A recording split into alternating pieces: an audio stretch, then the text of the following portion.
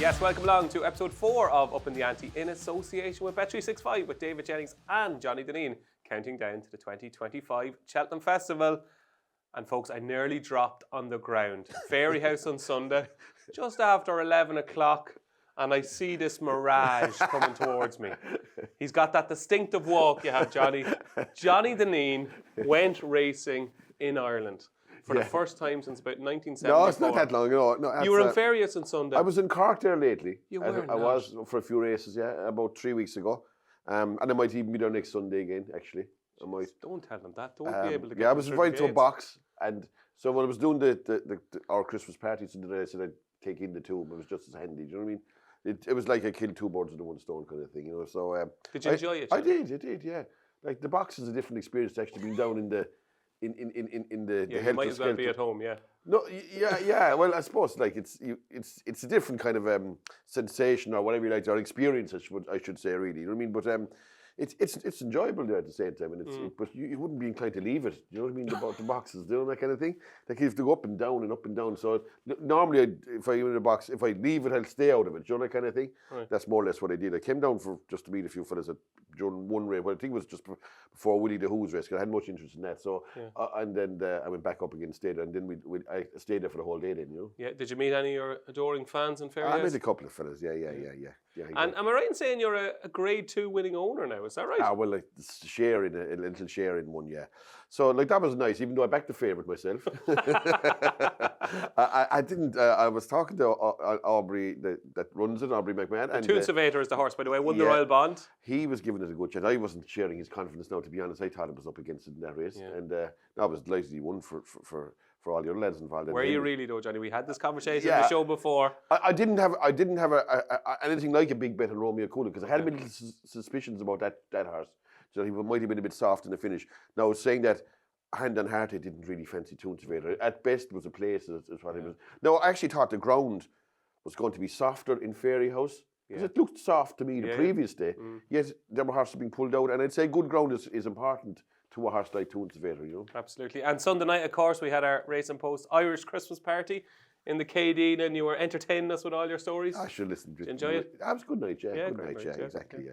Yeah, we get on with the show? Well, absolutely, yeah. Okay, let's get on with the show.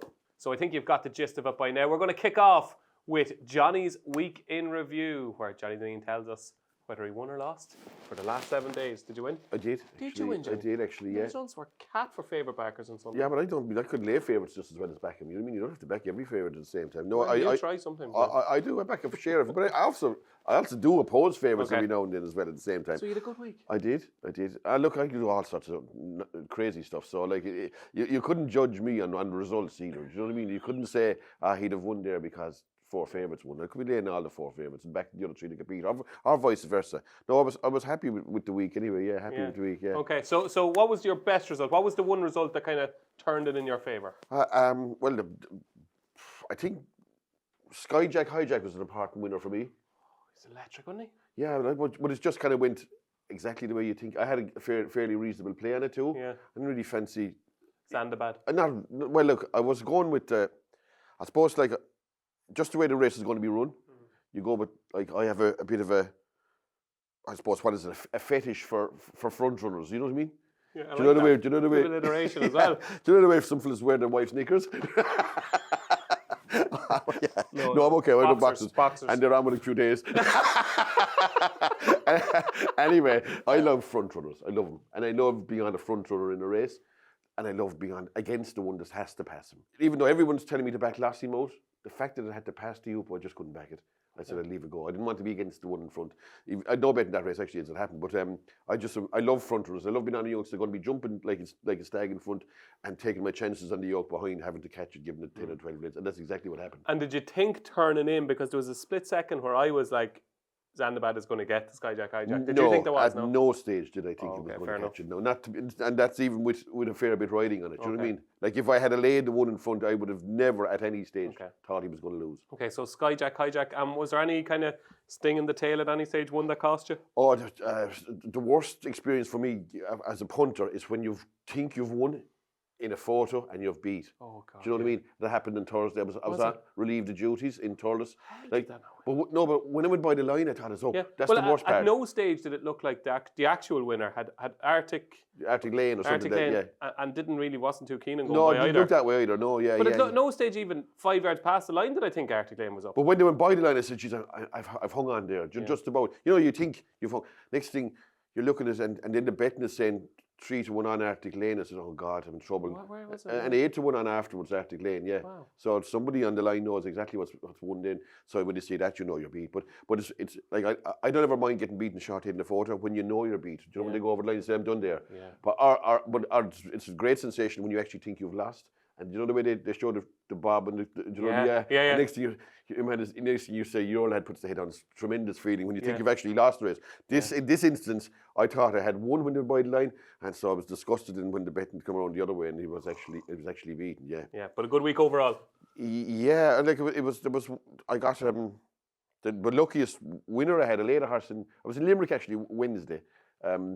This is the new Johnny. Yeah, we went on to see Santa Claus. So we were going to some shopping centre. My missus wanted to go to some shopping centre anyway, and I'd laid this horse in where was it, Hereford, and I was listening to it on the phone. You know what I mean? The phone was down. But next thing, I had the sat nav. I was going to some shopping centre. I didn't know exactly where I was going anyway. But next thing, she was saying, "Go, you take a left, take a left." I didn't even hear it. I've just realised it wasn't Limerick Racecourse. No, exactly. Yeah. But anyway, I missed the turn off. The horse got beaten my nose, I'd say, because he was mentioned 101 on it right after. So we all called Harry's Hope. But I must tell you a classic story. I was in the traffic, right, and there was guys going around with the leaflets for the elections. You know what I mean? Yeah. So I see this fella coming down the road. He's about 25. That's really a 55-year-old. You know those fellas? Yeah. And he's walking fast down the road, and he's got these leaflets in his hand. And I look at it, next thing he this thing up, and he's Willie O'D. You know what I mean? Like, I just felt like rolling down the window. I said, "Will you just go home for yourself?" Because Willie O'D is a certainty. It makes no difference, like canvassing. And it was like he'd about 30 seconds to get to the next house. You know what I mean? Yeah. But that's why he's getting in. Oh, I know, yeah. But like he could have thrown all the leaflets in the bin and gone home for himself. It wouldn't make no difference to Willie O'D. He wouldn't have got a vote less, like. So for our British viewers, Willie O'D did get in. Obviously. Oh, he did. He's a politician or an MP or whatever you like to call him. Yeah. But he's an absolute stonewall, certainly to get in, isn't he? Yeah. Like Willie'd have to do something really untoward not to get in, and he wouldn't he? So good week and overall, Johnny, for 2024. You're in a good place. Yeah, reasonable. Yeah, and we're getting near the end of the year now, so I'd be fairly happy enough I'd hang on anyway. Yeah. There you go. That was Johnny's week in review. Now it's time for Ask Us Anything here on Upping The Ante, where we answer your questions. Get them into us at uppingtheante@racingpost.com. And the first question this week comes in from Jake Horn, and Jake wants to know, who are the best 5 horses Willie Mullins has ever trained? Please rank them 5 down to 1. Here we go. The 5 best from Willie. Number 5, Johnny. Number 5, I'll go with Gallopin' the Champ. Right, you went with Gallopin' the Champ's 5. Okay. And why is he not higher? Actually, look, I left out a few horses that fellas will be screaming the house down. You know what I mean? Yeah. To be honest with you, I didn't have a clear standout 1 or 5. Like 5 could have been 3, or 5 could have been 2. 2 could have been 4. You know what I mean? Or 1 could have been 3.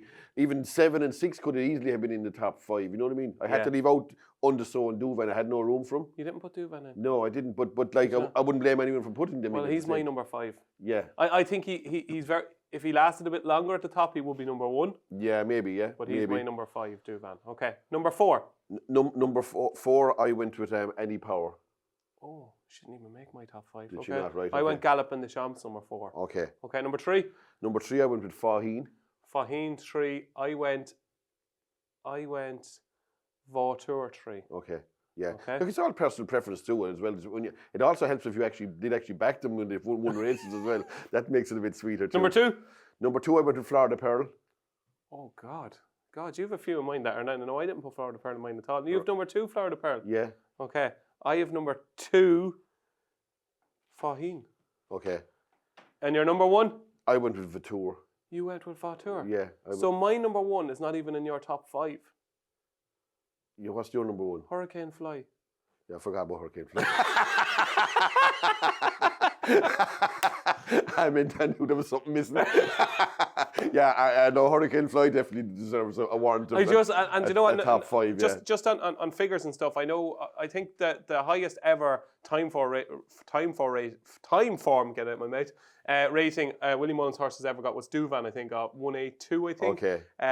And Hurricane Fly hasn't made it into that level, but I just think over years, Leopardstown, Punchestown, don't think he was at his best at Cheltenham. No, I agree with you. He wanted to win, brilliant jumper, great horse, tenacious. To be fair, like Hurricane Fly achieved more than any power at the same time. So I'll have to give Annie a swerve. All right. Okay. Annie, you're gone. Annie, are you okay? No, she's not. She's gone. I'll have to give Annie outside the back. Give us that revised top five again, Johnny. 5 was Gallop in the Champs. Gallop in the Champs. I'll push Faheen out to 4. 4, right.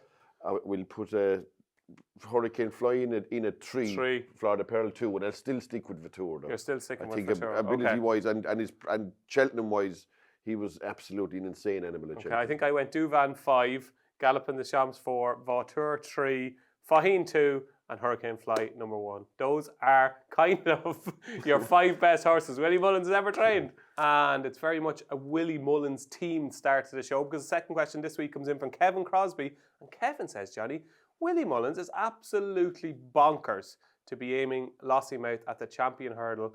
Why not run Lossiemouth in the Mayor's Hurdle and Stateman in the Champion Hurdle, and he could potentially win both races?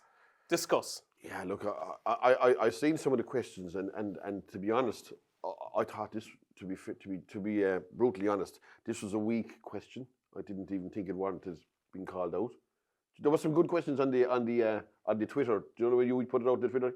Then fellas asked questions, and obviously this made it, and others didn't. Do you know who picks the questions? Who, you? Yeah. Oh yeah. Well, you should. I'll have to pick it myself next week, because I didn't think this warranted even being picked. There's no offers in the world that Lossiemouth will run in the Champion Hurdle. Like, it's an absolute. I wouldn't back it at 10,000 to 1 to win the Mayor's Hurdle this year. Well, I'll have €1. Well, you can have it, but it has no chance of running into. It's favoured for the Champion Hurdle. It can't but run in the Champion Hurdle this year. Right. There's no way it can run in the Mayor's Hurdle. Not a hope in hell. They'll burn the stand out if it runs in the Mayor's Hurdle this year, won't they? You know, fellas are cribbing about putting these horses in the weaker races. If Lossiemouth appears in the Mayor's Hurdle anyway, there'll be a fire there. I guarantee you. They will. And they won't be allowing. They can't leave that happen this year. No. Okay. She's favoured for the Champion Hurdle. She can't run anywhere else this year. Okay. Like even Apple's Jade was favoured for the Champion Hurdle, but it ran in the Champion Hurdle at the same time. You know what I mean? Even and like brighter days ahead could easily run in either. Like but there's no way in the world. So if just playing devil's advocate there, if Lossiemouth goes to Kempton at Christmas and is knocked out of the way by either Constitution Hill or Sergino, you don't think there's a chance Lossiemouth to go to the Mayor's Hurdle? I don't see her being knocked out of the way by too much. No, I tell you that much. I don't see her being knocked out of the way by a if, and it's a big if, by a fully fit, fully effective Constitution Hill, would she not be knocked out of the way? I say, well, first of all, we'll never see that again. But the second thing is, even at that, I'd say she'd give it a better race than any other horse at the same time. You know. You think? I do with the £7 allowance. I think Lossiemouth has a hell of a lot of ability and is entitled to be favoured for the Champion Hurdle, and I see anyway. You know. Okay, and the reason this question was in here because I thought I could add to it. Okay, so I know you hate the question, right? And look, I'm sorry. Okay, but I wanted to add to it. My next question, which everybody was sending in, was, and I said I'll put this question in first so I can get that out of the way. Who's Paul Townend going to ride in the Champion Hurdle? Everybody seems to want to know, who will Paul Townend ride? If Stateman happens to win the Matheson Hurdle at Christmas, wins it easily again, does Paul Townend get off Stateman? Yeah, I would say so. That was a bit of a tentative, though. No, it's a fairly good. Well, you never know, but you never know what fellas will do. I'd be saying yes, I'd be saying yes.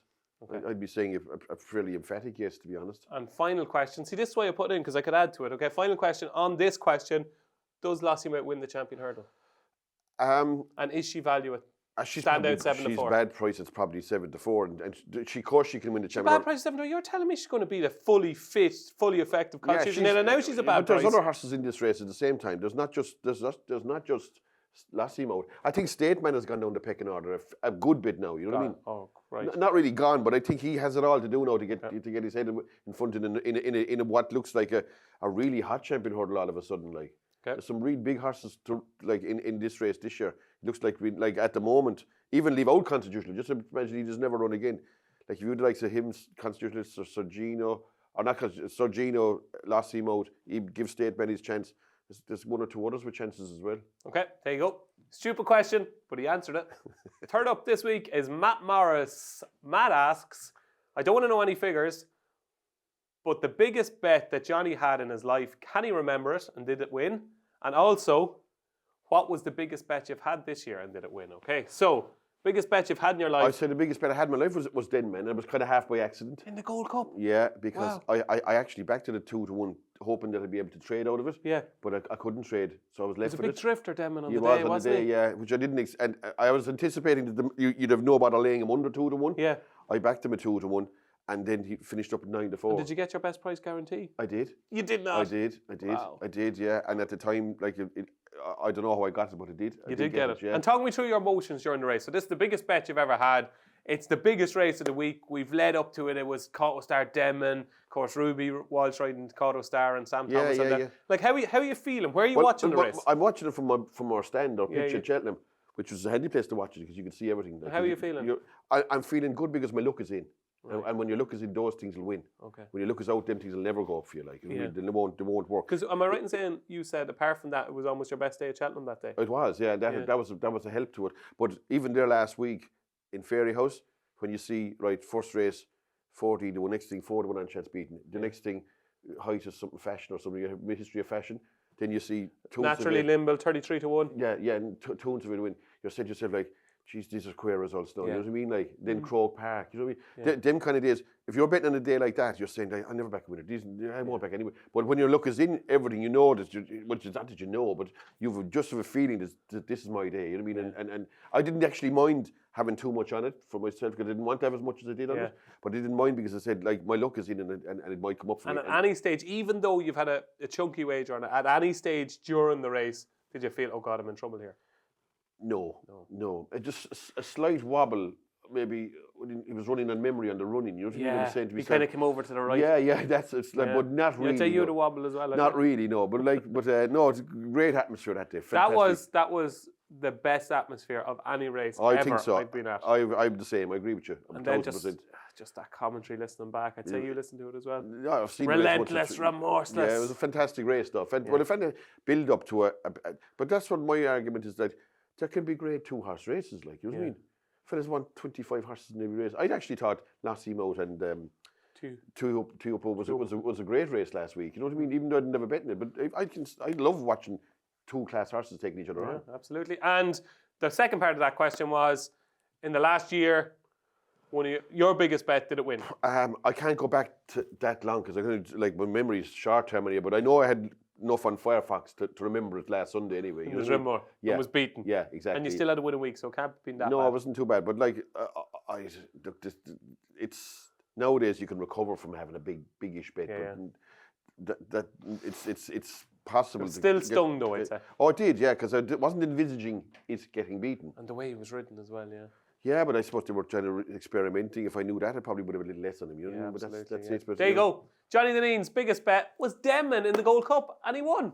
And last but by no means least this week is Christopher McKenna. And Christopher wants a bit of 5-on-5 soccer, Johnny, a 5-a-side game. He wants you to nominate the 5 best jump jockeys there has ever been in Ireland, past and present, and the 5 best British jump jockeys to take each other on in a 5-a-side game. So do you want to pick your Irish team first or your British team first? You're the manager of both. Right. Jesus, you could. I didn't go with the past ones. Oh, you went with present. Okay. Is that okay? That's fine, Johnny. You're the star of the show. Because you could do whatever you even want. though I'd have Ruby Walsh as number 1, both England and Ireland. You know what I mean? Like I would say he was. Okay. But so you're going present. Russell and Garrity, all they're great jockeys. But I just think if you pick like Frank and the fellas we come on and say, sure. What about this? What about Scobie? Some of the road in 1930. Gordon Richards. Yeah, exactly. So I'll go up. Was Gordon Richards any good, Johnny? I can't remember him now, to be honest. What are you joking? I can't remember. Okay, so are you picking your Irish team first? I'll go with the present. Yeah. Present Irish or British team first? I'll go with the Irish present team. And look, I saw there's such a very thin line between the top jockey and the guys slightly underneath him. There's a thin line between these 5 I'm going to mention, and then there's a little small gap. And then there's a few others on that level, and there's you know what I mean. It's a bit like any sport. There's two, like a bit like the tennis. I suppose you had 3 or 4 at the top that were elevated from the rest, and then there were good players underneath. So I'll go number 1. Sounds to me like you're getting your excuses in there. Yeah, go on. I'll go number 1, Jack Kennedy. Oh, okay, yeah. Yeah, I'll go number 1, Jack Kennedy. Yeah. I'll And go. that will be a very welcome tonic to Jack if you're watching. We send on our I'd say best he's not too wishes pushed to you over. because, look, horrific bad luck, but he will make it back. He had serious mental And as I strength. said, there's nothing between these guys anyway. I'll go Townend number 2. Okay. I'll go Keith Donoghue number 3. Yeah. I'll Big go, fan of the show, by the way, Keith. Is he? Yeah. Yeah. He might be a fan of this show, though, when we start talking about Firebox. I think Darragh O'Keefe is number 4. Yeah. And I'll go Sam Ewing number 5. Okay. That's right at the moment, anyway. That's right at the moment. Yeah. That's your top 5. That's assuming Kennedy so wasn't. Kennedy, Townend, Donoghue, Darragh O'Keefe, and Sam. And there's very Sam little Ewing. between any of them Okay. fellas, really. You know Okay, what I mean? this could be a good game between Ireland and Britain. Okay, so your top 5 British jump jockeys at the moment. My top 5 British jockeys. Well, number 1, again, every week, Sean Bowen. Yeah, I'll go Bowen, yeah. Bowen 1, right? And I'll go Cobden 2. Yeah. I'll go Sam Twiston Davies 3. Oh. Yeah. Oh, okay. I'll go James Bowen 4. Okay. And I'll go 5. I'll go Harry Skelton, I think. Harry Skelton, number 5, yeah. So no Nico. No. But I would think, from what I think from watching racing every day of the week, that if you had an 11, you'd have an 11 stronger in England than in Ireland. Okay, so the next level in Ireland is not as strong as the next level in Exactly. I like the likes of Gavin Sheehan and them fellas. They're good riders, very good riders. You know what I mean? Yeah. Gavin Sheehan, could be Nico de Bonville. I'd say you when you get down to 11 in Ireland, you could be struggling. I think. You know what I mean? Okay. There we go. That's Johnny Dineen's 5v5. Give us those British jockeys again. Sean Bowen, Cobden, Sam Twiston Davis, James Bowen, and Skelton. Yet, like after saying all that, they ride loads of winners and they're great jockeys. Bowen threw away a race on Friday. It's been a long week. Christmas party, another party tonight. Yeah, he threw away a race on Friday, and Cobden. What was it? Woody Flash, that should have won in Newbury. Okay. Now, it all depends too. Like, it's easy to be judgmental of jockeys. It all depends on who they're riding for and what instructions they're riding. Now, to me, Woody Flash was ridden to win, but your man was told, like, don't win too far because it's a handicap and we don't want to go up and up. We want to creep away. You know what I mean? Yeah. So I'd say Sean Bowen was trying to win by half a length. You know what I mean? And it kind of half back, but he made a mistake at the last and he failed to get up. And Cobden didn't look to be great on a horse in the first race. On Saturday, a mare, something Alpha or something, what's she called? She ran in the race. Listen to your heart. Something. I can't think of the name of it. I know the horse. You know, she's Nichols anyway. It was a newcomer over hurdles. Like that finished 1,000 miles an hour. Like I actually didn't know and watch the race the second day, but I'd imagine that probably was nearly the best horse in the race. Like Justice Alpha or something like that anyway. But that's not the name of it now. But you'll know the one I'm talking. It finished third anyway. But so they do throw away the odd race, but they win races that they shouldn't too, and plenty of them. Okay, great question. That's your 5v5 Irish jump jockeys against the Brits.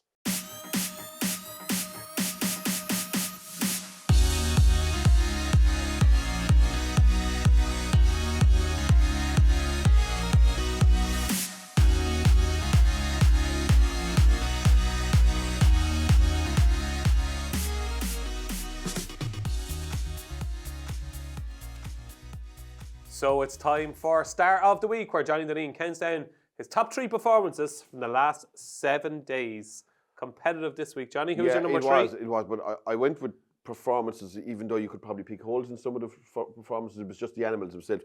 First of all, I went with Anzadam, number 3. I'd say that is a proper racehorse now. Yeah, and what is he? He could be anything. He definitely could be a champion hurdle horse anyways, right, yeah. So after coming out of nowhere, you know. So that's the pearls of backing horses Ante-Post.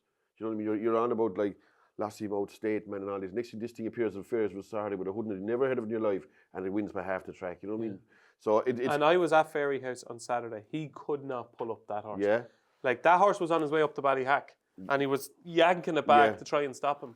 Like if he was trained by someone else, I think I'd nearly chance him for the champion hurdle. You tip him up? I think I would, yeah. I think I would, yeah. So are you telling me he's that good? So in a vintage year for champion hurdle horses, with Constitution Hill, Sir Gino, Stateman, Lossiemouth, brighter days ahead, you think Anzadam could be better than a lot of them? It's a possibility. Yeah. Well, you're being rewarded nicely if you're correct. You're getting 25 to 1 to your, or 33 to 1 to your money. So he'll run in some other race. He'll run into some race in. He's running. I think he could run the international hurdle at Cheltenham and try and he'll win that, like, won't he? Yeah, I'd say he will. I mean, what's going to beat him over in English? There's nothing there. Well, unless either Sergino or Constitution Hill. Well, they're not running in Kempton, no, one of these. Well, they won't run against each other. Oh, I know that, yeah. But I'd say I'm forgetting about Constitution Hill altogether. Is Sergino going to run in Kempton against Lossiemouth? Well, it depends on Constitution Hill, I suppose. Yeah. Okay, so Amsterdam, and I have to say, Willie Mullins speaking about him on Sunday, and I think it's in today's paper, to say something special and awesome. For Willie Mullins, who sees these horses doing these things all the time, to use words like that, he obviously is a bit special. Yeah, I think he's a decent horse. That's Amsterdam, number 3. Number 2? Number 2, I went with Sergino. Even though the race fell asunder, he just looked a class animal, didn't he? He looked it's just a proper sexy racehorse, isn't he? You know what I mean? He does everything right. I heard Graham Rodway saying about Stateman being boring. This isn't boring, is he? Sergino, I think he's a bit right. He's actually right about Stateman because he does everything the same nearly everything. But this horse is explosive. Look, the race did fall asunder and he didn't beat much. But you'd have to be happy with what he did, and he definitely put himself in the running for the champion hurdle. Oh, good news to me. So, do you know what I loved about Sergino? Right, he's 3, possibly 4 lengths up, 100 yards from the line. He wins by 9, and I think if he went another furlong, he wins by 19, and another furlong. It's as if, God, I actually have to go here. I think he's improving. I think he's getting better. Of course. Look, he's only 4 years old, and I know he didn't beat anything of any note or whatsoever, but he did win with a swagger of a proper racehorse. Absolutely. Okay, so Amsterdam 3, Sergino 2. So that's 2 huge performances. It can only be the one and only Lossiemouth, I went with Lossiemouth. Again, you could pick holes in the fact that fellas will be saying, was good ground and she beat it. Stayer Turtle Horse, she's entitled to do that. And she nearly fell. Yeah, but that's the thing. She was free and nearly fell and still won in the walk. You know what I mean? So, look, she definitely is entitled to be favoured for the champion hurdle. She has course, she has everything going for it. She's high cruising speed, has a killer turn of foot. Is normally a good jumper. You'd imagine she'd have too much gears for the likes of Stateman anyway, I think anyway. Yeah. No, whatever about Sergino and maybe something maybe Amsterdam won't figure it all in the race, whatever. Yeah. But I think last weekend, to me now, put Stateman out of the running for the champion hurdle. Whatever about the others win, I don't even know what. I wouldn't even to who you'd even pick at Kempton if the two of them ran against each other. I wouldn't even know. Possibly Lossiemouth, but you wouldn't like to have your last shilling in it at the same time. You know what I mean? It's kind of getting to a stage now where it's another notch that Stateman has to go up now, isn't it? I think so. These are a different level of these are different of Vauxhalls and Imperial Passes. Young pretenders coming on that are proper racehorses at the same time. I don't know, I think Stateman beating Irish Point and them kind of horses over and over. This an Imperial Pass. I'm going to throw this out here, right? Yeah. I'm just going to throw it out here, just thinking of it right now, right? Joe Donnelly owns Sergino and owns Stateman, okay? Yeah. Would Nicky Henderson potentially say to himself, if, I know you don't think this will happen, if Constitution Hill is back to what they think is his brilliant best, could they run Sergino at Kempton in the Christmas hurdle, and could they run Constitution Hill at Leopardstown? No, there's no chance. I just heard that out loud. I don't know. Sure, he's not going to bring him across the water on his first run back. I'd say unlikely. Stupid question. Forget about it, Johnny. Forget about it. Stupid question. But it was off the top of my head. Fellas were saying to me that I'd say Joe. I know he don't. I wasn't talking to him in a few days, but I would imagine Joe Donnelly wouldn't care if he had 3 horses in the champion hurdle. You know what I mean? So fellas were saying just because you have Stateman and Joe Donnelly, I'd say he'd just play along, and I'd say he'd be happy to have 15 runners in the champion hurdle if he had them. Good enough to go there. You know that kind of way. Okay, so there we go. Johnny Dineen, star of the week. It had to be Lossiemouth. What we're going to need now is one for the Racing-Post tracker, where Johnny picks out his eye catcher from the last week. What are we putting in the Racing-Post tracker, Johnny? Yeah, look, there was a maiden hurdle that Ballygunner Castle ran in. I'd say there was quite a few horses in that you could have put in. There was quite a few you could have filled more than a column this week with an eye catcher. But a horse that impressed me, that I was waiting for to run and was just keeping an eye on him, was Answer the Cave in the novice chase against Imperial Pass. You're going for the hurdle there. No, I didn't go for the hurdle. All right, okay. I didn't go. Cave didn't run the maiden hurdle. There were so many of them in the maiden hurdle, yes. I didn't know which one to pick. So Answer the Cave, an interesting chasing debut. Yeah, finished 4th. That's the thing about a horse like Imperial Pass. He more or less. Well, nothing wants to get close to No, that's the problem with them races, and they're all having their little preps and pops rounds behind him. And I just looked at his jumping. I just watched. How did he jump? I must watch it again. He jumped fine. He jumped fine. Yeah, for a big race course, you just said his jumping was excellent. He has National Hunt Chase written all over him. That's what I'm thinking. Yeah, that's what I'm thinking that he could. And the thing about it is, he's 8. He's rising 9. He only started running when he was 6. His first run is in his 6-year-old and upwards maiden point to point. Even though he's a lot of mileage on the clock, he's a bit of age on the clock at the same time. Yeah. So this is his year, I think. You know what I mean? There's no point in running them 4 or 5 times or whatever and getting a handicap for next year. He's got to strike now, you know what I mean? So I would have said that he's a likely candidate. He ain't going to be good enough to run in an RSA chase or anything like that, but he's good enough for an advisory, Johnny. Whatever, yeah. He's not going to be good enough to run in the conditions, the 3 mile conditions race, but he could be good enough to run in the 3 miles. He'll stay 3 miles plus, but like whether he'll stay 3 miles 6 is another thing. He's a classy horse. Like he's still fourth in that Martin Pipe race with them other horses like Brighter Day or Better Days Ahead, Waterford Whispers, Key to Bourbon. And Clearer the rest. Do you know what I mean? He's in that little quartet, and they're all good horses. So he'd be very interesting to me in like he'll win a novice chase, and he will definitely could have a say in a race like that 3 mile 6 novices handicap chase. Brilliant. There you go. Johnny Dineen's one for the Race and Post tracker. It's answered Cave. So now let's have Johnny's never ordinary moment. The moment in the last week where he went, wow. Yeah, look, I think when I was watching the race from the box, when Firefox was beaten, like I was watching it live, and I rarely ever watch races live now. You know, and I'm looking down them going to the line, and it was. By live, you mean actually in person at the track, yeah? No, like I was even at the track. I watch them on the television screens, like always. If I am ever at the race, I never go out and actually watch a race live. To be honest, never ever. Rarely anyway. Let's put it this way, rarely. But so I was watching it, and when they went by the line, I was just saying to me, it was kind of this feeling. You get this feeling, looking and saying like, what in God's name happened there? You know what I mean? Like Firefox, and fellas was criticising the jockey. I thought he had every chance. Oh, yeah, absolutely, yeah. No, I'm not criticising the jockey. Yeah, but I heard fellas saying, I don't know who was this. But like, geez, I'd say he nearly touched down in front at the last. If it's not his level anyway. And he's poxed to be third afterwards. You know what I mean? Like the horse finishing on this side, Gorgeous Tom, went back to fifth in one stage, looked like dropping out. And he was finishing best of all. He'd have won in another 20 yards. Yeah. Like, I don't know. You'd be just wondering about the form of the race going forward. Absolutely. And you'd be saying to yourself, I just got to feel like, like it's like the King's Stand Stakes going to the line, isn't it? Like there's heads and necks. Like you wouldn't expect that in a novice chase in Fairy House. Even She Could Be Anything had every chance, like turning in and going jump in the second last. So it was a funny race.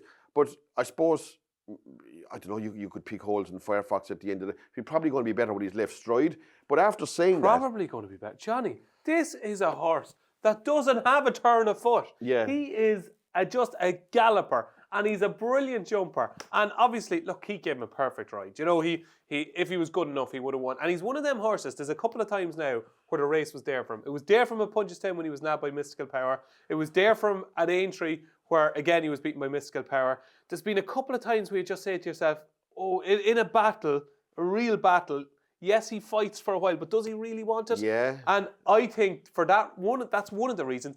Get him out in front, get him jumping. He's a brilliant jumper. Get him out in front, get him jumping and say, right, lads, you're going to have to pass me. And that's why Johnny Dineen, he's still a player in the Arca. Yeah, possibly, yeah. But another race that he lost, and I actually sold out in him actually, was the day he got beaten by Loch Lynn in the bumper in the 8. Oh, yeah. He got worried out of that too. Yeah. Like, so there's 3 or 4 races that you mentioned there where he's been beaten like by less than half a length. I thought he was disappointing. I did. I know his jumping is magnificent and all that, but just forget about that race. That's I would say with the Drimore, just forget it even existed. But like I know the winner only had 1 run, but the rules of them races are farcical, aren't they? Like the likes of Hartwood in it, and even to like. But Johnny, imagine if Hartwood wasn't allowed running it.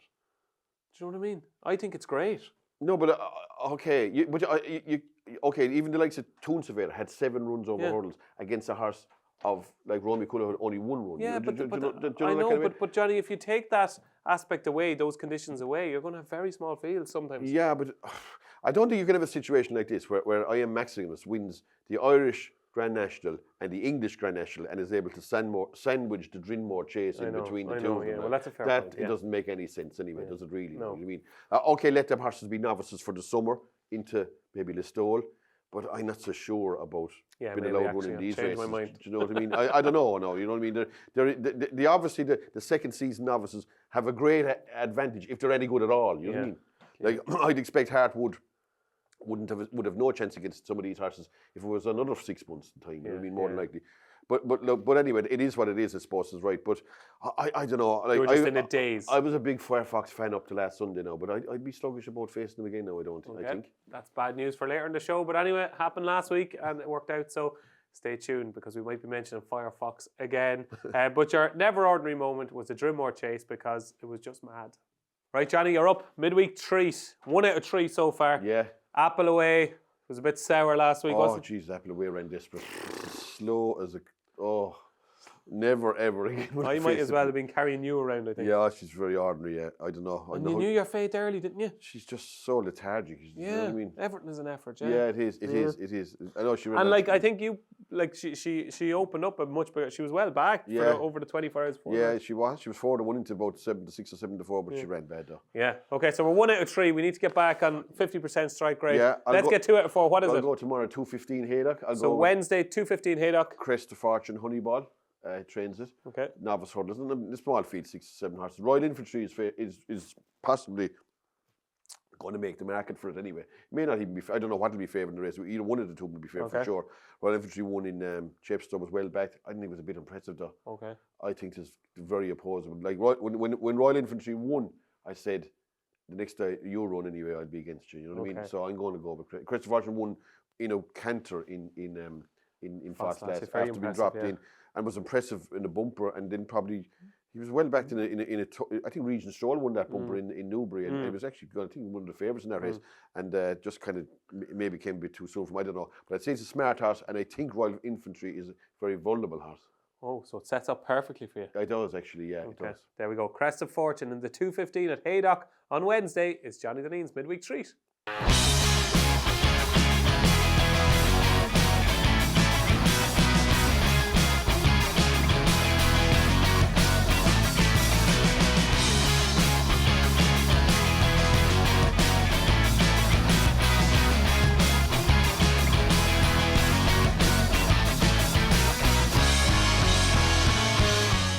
What you want to know now is what's happening this week, and we're going to preview 2 races at Sandown on Friday, great card at Sandown on Friday, and 2 on Tingle Creek Day on Saturday at Sandown.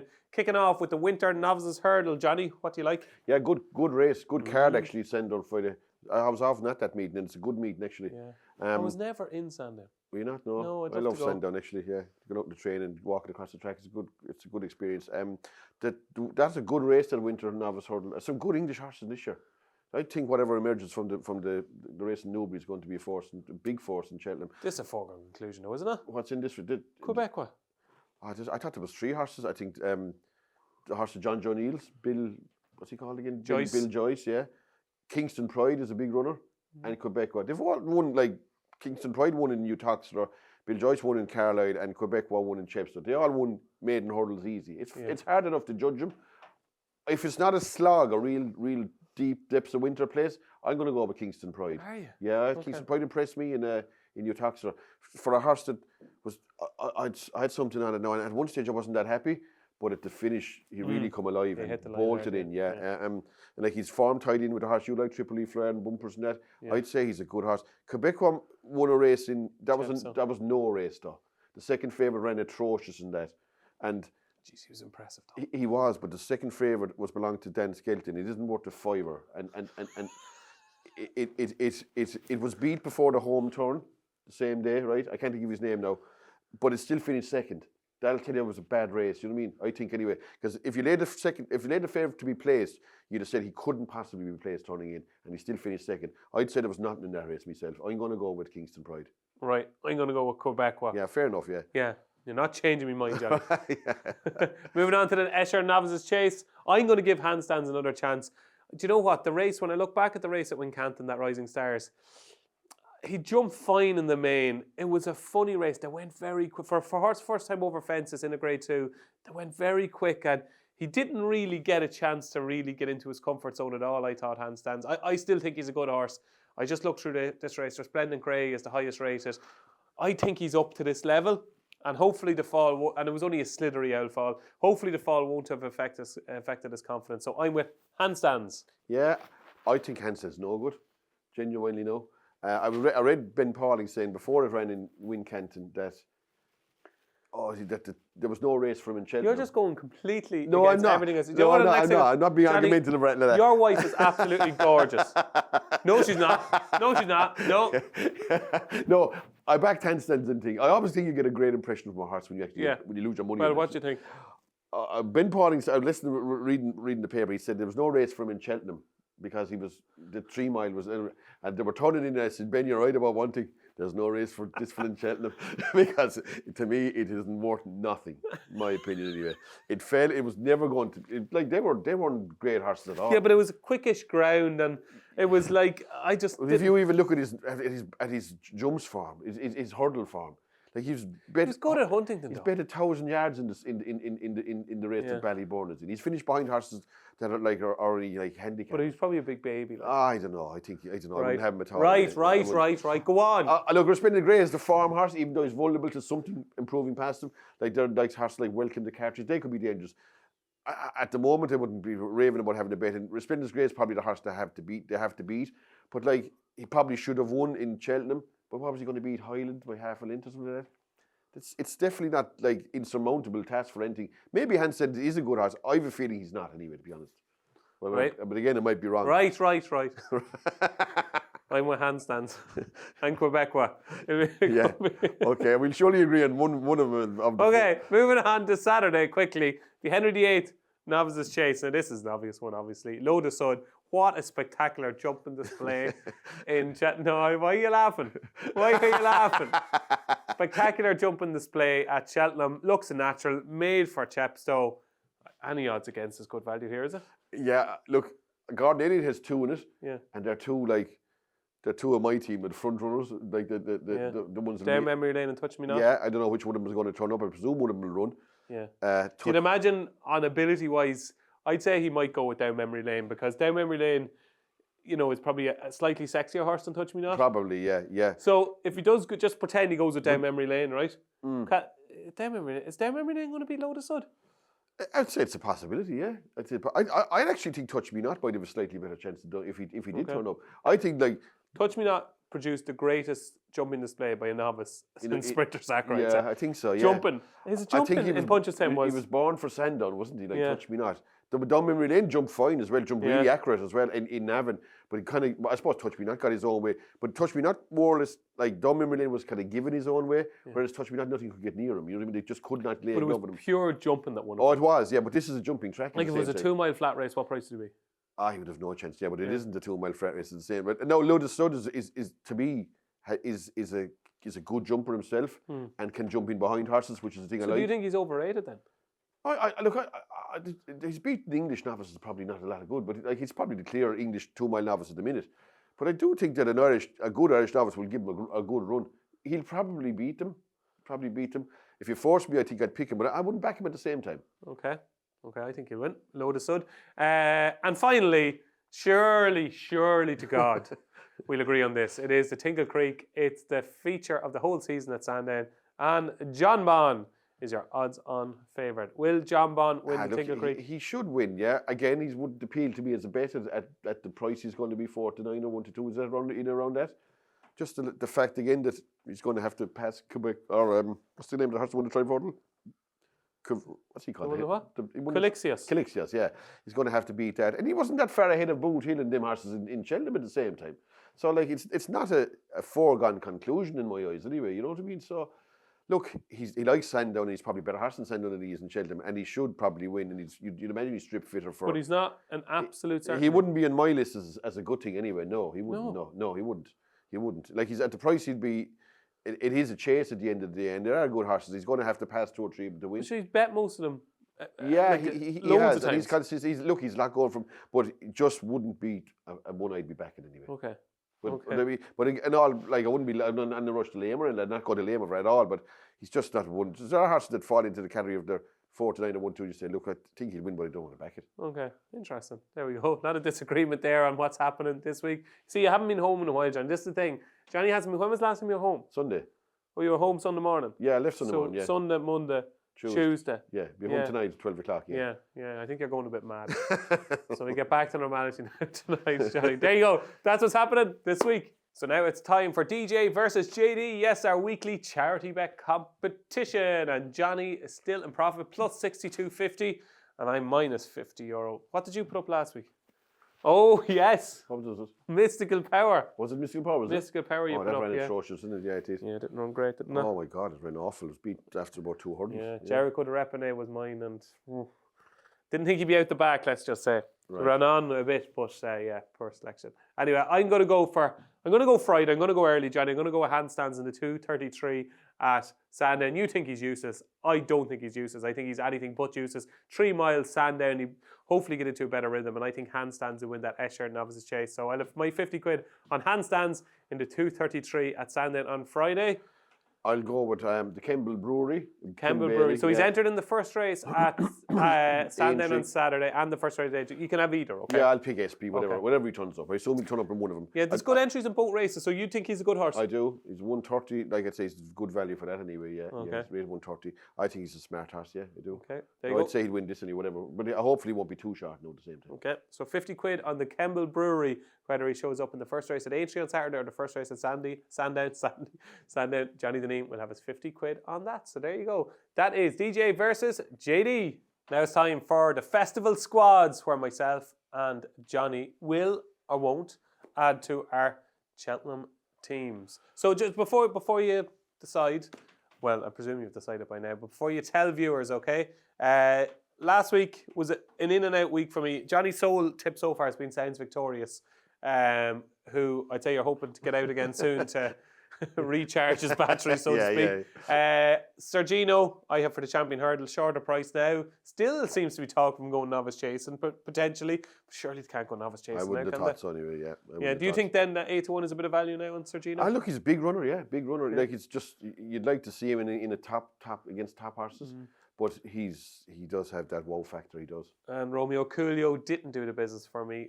No longer supreme favourite. Is he out with a supreme reckoning now? Oh, he's a wherefore actor Romeo, isn't he? Yeah, I think so. Yeah. Oh, I couldn't have that in my mind, didn't you? Really? Absolutely. Stronger run race? No. No chance in the world. He's a bit like my stomach. He's a bit soft. He's a bit. I think I wouldn't fancy him anyway. No, I wouldn't fancy him. Okay.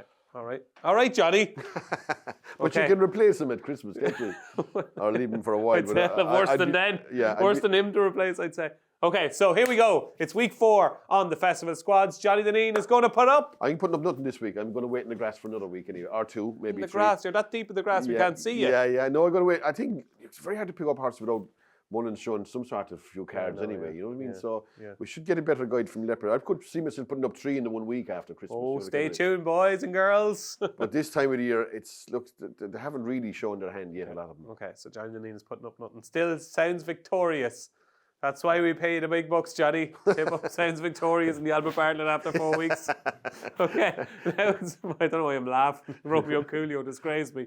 Now it's my turn, so I am going to put up a selection, and viewers will be shouting at their computer screens or TV screens because I'm going to put up Firefox for the Arkle at a standout 16-1 with Bet365 boosted on their site. You can see that price there, and that is a glorious price on Firefox because that's the only race he's going to run at the Cheltenham Festival. He's guaranteed, if he's fit and healthy, if he's good enough, obviously, that's where he's going to run.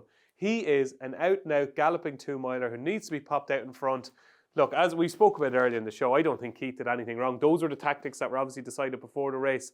I just think with a horse like Firefox, if you're riding him to sprint past horses, it's never going to work. He never sprints past horses. His best performance, look at when he beat Ballyburn.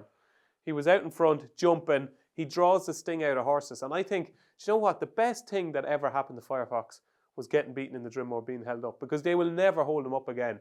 They will let him fly, bang, bang, bang, and when he lets rip at fences, he's going to take lengths out of horse. He's a brilliant jumper. And you go through that Arkle field and you say to yourself, look through the runners, is he going to be 16-1 on the day? I don't think he will. No, so I think now is the time to back Firefox. Don't give up. Yes, I have a little worry about just his ability to actually win races that are going to be tight. But if he's in front, they're going to have to come past him, and I still think he's a player. Yeah, I agree with you. I do, genuinely. Oh, for the first time in 50-something minutes, you agree with me? Yeah, no, I do. I think 16 I didn't realise he was 16-1 now, to be honest.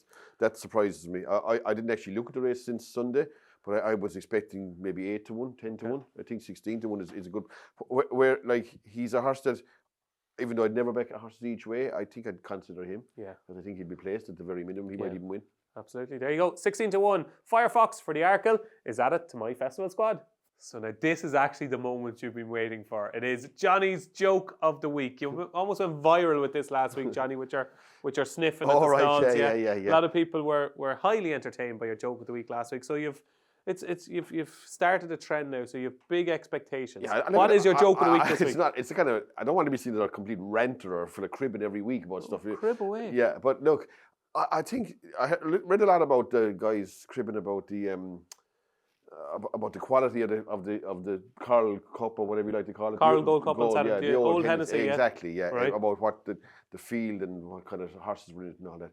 But there's a huge infatuation with handicaps in Britain, I think. People love, they're turning races into handicaps left, right and centre. They've done 3 races at this year's festival. Like the races like the Welsh Champion Hurdle, Scottish Champion Hurdle used to be a handicap. It's now a limited, everything's limited handicap. So the Irish horses are not going to come to a race like the Hennessy, the top quality. Like, okay, Denman did it back in when he carried 11 stone 12. You know what I mean? And maybe 1 or 2 horses have done, but in the last 10 years, that's nearly been phased out. No Irish horse is going to be asked to carry 11, 12 in the Hennessy. Do you know what I mean? That is not happening anymore. They've loads of races to run off level weights. But the English, I think, have this like of the infatuation. Fetish. You were going with fetish earlier. Yeah, exactly. Where they want to see horses giving them 2.5 stone to the opposition, and like Desert Orchid used to years ago. This kind of, you can't really be a top horse unless you go to a handicap, carry 12 stone, and next weight's 9-7. With fellas claiming £7 off them, you know what I mean? And winning by half the track as well. Do you know what I mean? Yeah. You're not really a good horse and you can do that. Yeah. It's a lot of nonsense, that is. Like the top trainers wouldn't even consider the Hennessy for a good horse, I think, anyway. Do you know what I mean? And that's why. But every race. Ranzu Deary, if you're watching, sorry. Go on, yeah. Yeah, exactly. That's the kind of like summer horse we brought to the Hennessy. You know what I mean? Yeah, that's basically what he is. Yeah, cool. But basically, but what I'm saying is, there's an infatuation with English people for handicaps, and like. No, I love conditions races and I love small field races. Don't like handicaps. I'd watch them now, but I don't see anything wrong with a 2-horse war in 2 top horses going head to head against each other, like the likes of Lossiemouth and that. But another thing, I was listening to Nicky Henderson the other day. He ran a horse in Kempton last Monday, and Iberico Lord. Yes, Iberico Lord. Now he definitely didn't jump great anyway, even though he won easy. He started very sluggish. He hit 4 or 5 fences. Yeah, Gidley Park. Gidley Park pulled up. He was complaining after the race that he has to go straight into a Grade 1. There's no such thing as novices chase or winner to carry penalty anymore, like in England. Which is like these horses, they need to get the best horses to progress. They need to have a stepping stones. You know what I mean? Yeah. But now they've gone from they're going from a novice chase, if they're looking to find one, straight into a Grade 1 race. Johnny, if you had the stepping stones, there'd be stepping stone with 1 and 2 runners the whole season. No horse to run in these races. But if there was another novice chase, the reason they're doing this is because they don't want 2 and 3 runner fields the whole time. But okay, there's going to. It's not as if every race is going to be 2 or 3 horse race. There's going to be 1 or 2 a week where there's going to be. But these horses, the top horses, have to be given a chance to be educated at the same time, rather than plummeting in straight into going from maybe that race in Kempton where he learned nothing, to running in races like the Scilly Isles or whatever comes up, like, and he's going to belt every fence in the place. But why can he not run in a novice handicap chase? Yeah, I don't. I think for a top horse, like top horses shouldn't even be in a handicap, in my opinion. Anyway, like how many times? But can they not progress through handicaps to get to the top? Yeah, very few of them do that. Come out of handicaps. But that's the system now in England, isn't it? Yeah, I just think that why give him £10 penalties and let him carry in a winners of 1 or a winners of 2 or whatever it is, and maybe give him the education that way rather than forcing him into a novice's handicap chase, or maybe you're speaking through this as a punter who doesn't mind having a bet at odds on in 2 and 3 runner races. Yeah, the general racing fan. Yeah, I wants to have a betting medium. Yeah, like. So 2 and 3 runner races are no good to them. I must admit that I'm probably not reading the room as regards the you're reading your own sitting room, I think. Yeah, I think so. That I still. You think 2 runner races are fine once they're 2 good horses? Yes, absolutely. Do you, John? I do. I love watching the likes of Bob Allinger against Gallop and Deschamps or Lossiemouth and get taken on. I don't think you need anything else in the race. Even if there's 4 or 5 in it that are just on the periphery, I think when it comes down to 2, I mean, loads of sport is 2. There's 2. Like, do you know what I mean? Darts, fine, is head to head. Snooker. Like there's loads of sports when people focus in on two. Yeah, but there's not two in the 100 metres final in the Olympics. But there's the fellas in lane. Well, the fella in lane 8 ain't going to win, is he? Like, He's still there. Yeah, but even if you have two runners and there's six. So you would have no problem. So in a different sport. So just say if I can't even remember the Olympics. I know it was only a few weeks ago. Who won the 100 metres at the Olympics? I wouldn't have a clue. Well, anyway, you wouldn't have any problem in the 100 metres final of the Olympics if there's only two runners. If there were two standouts, yeah. Yeah, you no problem. No, I'd like that, yeah.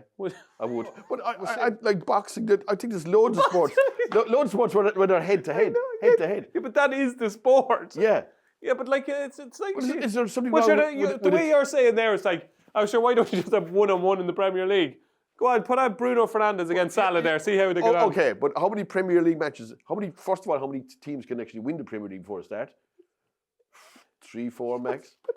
But there's always a Leicester. There's always the hope, Johnny, that a Leicester will come along. I understand that part of it, but who wants to go to see if you have say a season ticket for just say I'm saying Liverpool, right? Right. So next thing, who's at home? They're at home next week to Leicester or Burnley or whoever it is. Who's ever done what? Impossible to get tickets. I'm trying to get tickets to Liverpool and Ipswich in February or the 25th of January.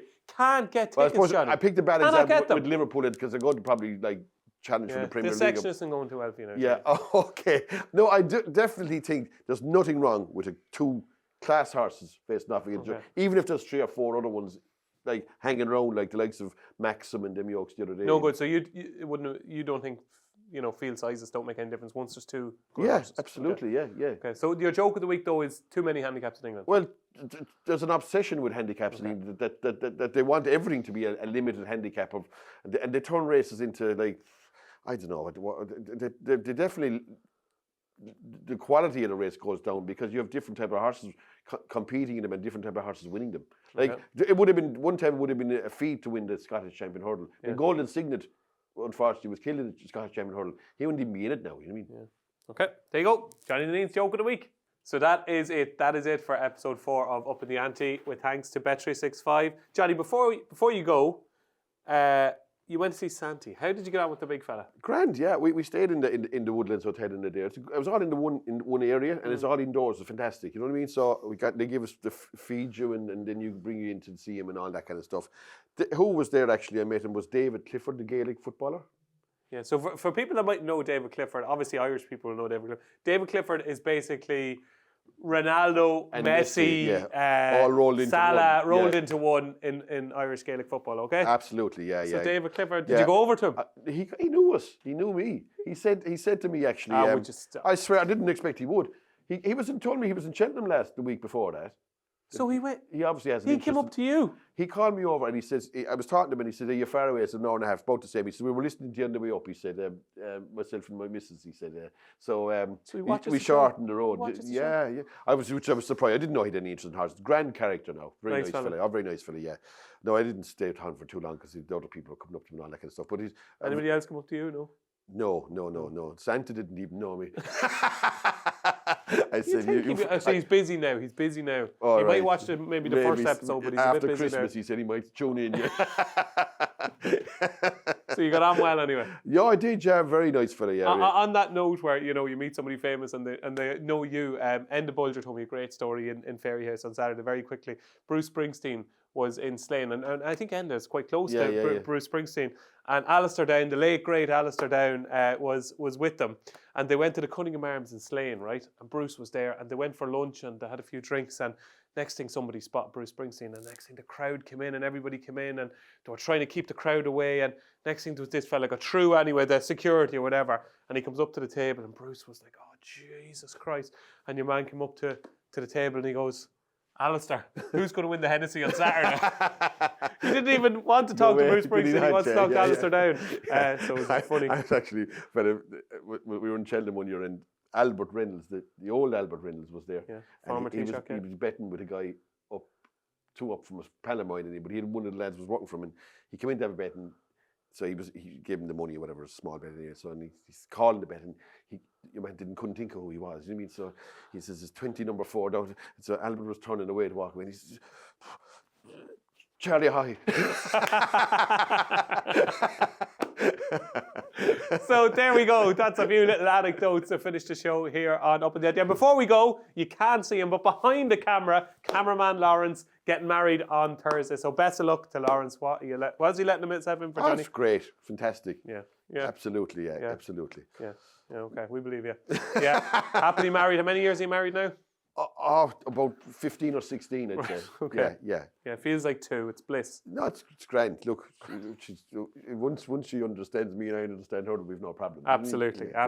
Yeah, so best of luck to Lawrence. Hope the day goes great. But as I said, that is it for us for week 4 of Up in the Ante in association with Bet365. If you're having a bet this week, don't forget to gamble responsibly. Only bet which you can afford to lose. I've been David Jennings. He's been Johnny Dineen. Thanks for watching Up in the Ante.